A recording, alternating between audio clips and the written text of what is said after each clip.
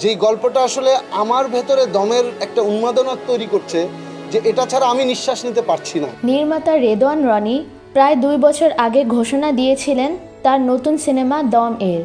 শুরু থেকেই সিনেমাটি নিয়ে ছিল দর্শকদের প্রবল আগ্রহ। বিশেষ করে নায়িকা কে হবেন তা নিয়ে চলছিল নানা জল্পনা কল্পনা।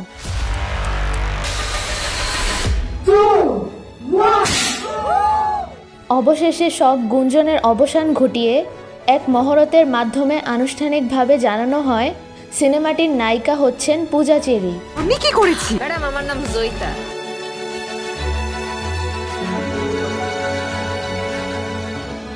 অনুষ্ঠানে উপস্থিত ছিলেন সিনেমার মূল অভিনেতা চঞ্চল চৌধুরী, কিছুতে একটা ঘটবেই, আফরান নিশো। পূজা চেরির রনেস সম্পর্কে পাবলিকের আইডিয়া খুব কম আছে। পূজা চেরি, আমি তো নিশু ভাইয়ের চোখের প্রেমে পড়ে গিয়েছি। এবং নির্মাতা রেদওয়ান রনি।